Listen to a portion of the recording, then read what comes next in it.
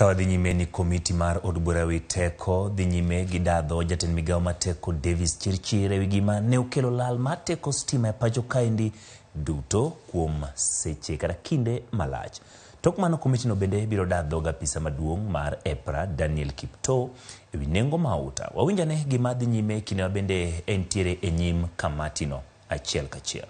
It is not practical for a system to trip now and the alleged cause happens 1 hour after. It is the opposite. So I would imagine that if the problem is a substation, we record an event, maybe some sort of a problem, slightly earlier. Then now the system looks at maybe after some milliseconds, as you've said by your code, then later now the system will trip, but not the other way around. Yes, please. Very quick one. Just want to ask the regulator. Are you saying that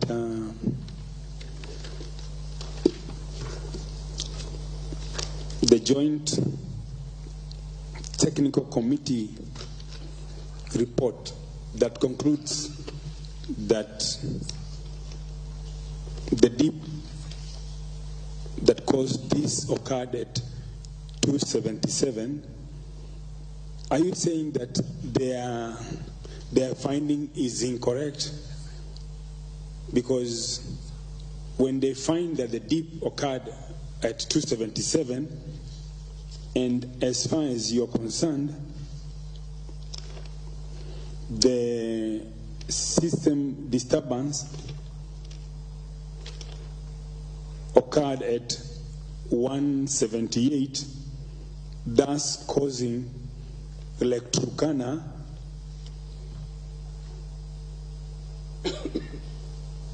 to have a disturbance that occurs at 187,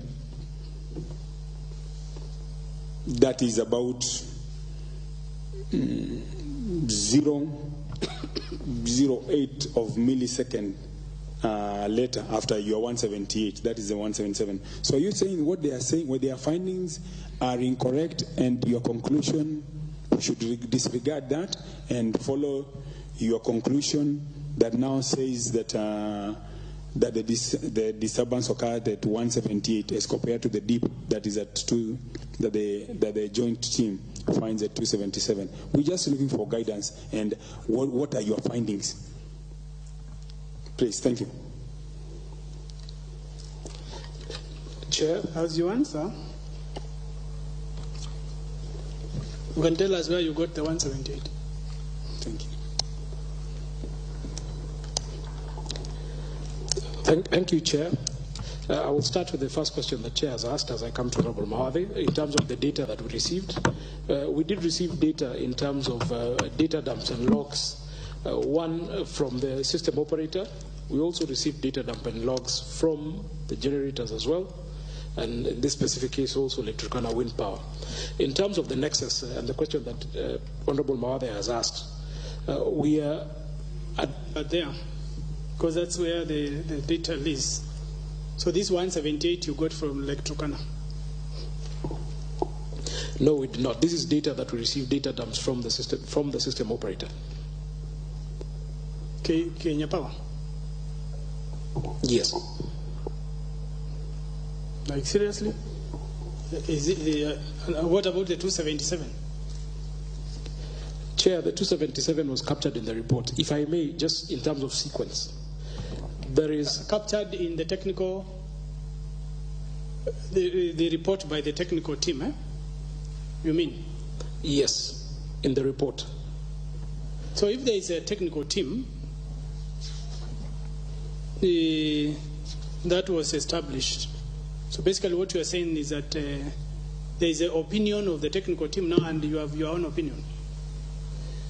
Chair, what we are saying is we as the regulator have not conclusively, and if you look at our report, Chair, and this is where we started from, is that we are here today. One, there was a system disturbance. There are 3 issues probably here, Chair.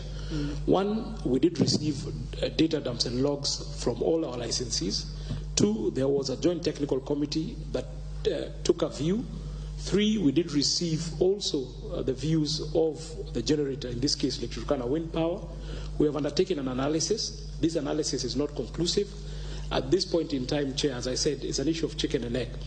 There was system disturbance, and from what I heard earlier on, system disturbances are normal occurrences within the electricity supply industry, particularly on the grid. So this is a disturbance that was recorded. The question here is that system disturbance that occurred in Nairobi, there is the substation and the bus bars at Suswan. Whether there's a correlation between that system disturbance in Nairobi and a correlation between that system disturbance, whether it was seen at Suswa, and whether it is the same that was seen by the SCADA system of the generator I'm sorry, but I don't know why I feel like you are running away from the subject matter. Because the subject matter here is, this is your document. The technical committee that was put together to analyze this data by the ministry. And it's another team. You have quoted that the team has concluded that the disturbance with the substation was at 277. Now, you bring some figures in your conclusion. You state a new figure of 178. Remember here, these milliseconds, we are talking about money. We are talking about billions of compensations to Kenyans. And now, the way the milliseconds are rearranged means who is paying the money. You see, if you reduce by 10 milliseconds, it has a bearing. So now, the question I'm asking is that you have said that this technical committee has brought a figure of 277 as the time when the first disturbance at the substation occurred. Now, you in your conclusion, you didn't build up the story. You put a figure of 178 to say that is a time when the substation disturbance occurred. Well knowing that, depending on the time when Lake Turkana tripped, these variations of times have a bearing because we need to know which comes first. This egg chicken thing is the thing we are tracing. But if we remove these figures, confusing figures of 178, then it is no longer a chicken egg thing because we already know what happened first. These things cannot have happened at the same time. We must know which is the first event to occur. Was it the problem at the substation or the problem at Lake Turkana? The data is clear from the technical committee that the first event to occur is Lake Turkana. If you compare the technical report and what has been presented by the ministry, stated by Waziri, as the time of the first event, as 187. So this 187, which is now the disturbance with the Lake Turkana, seems to have happened earlier than the technical committee report of 277 when the river substation had issues.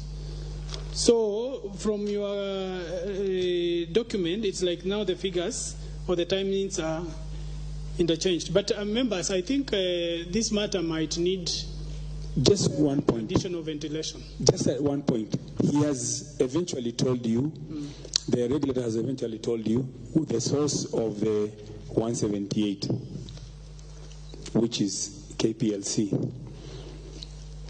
In your document here, you have indicated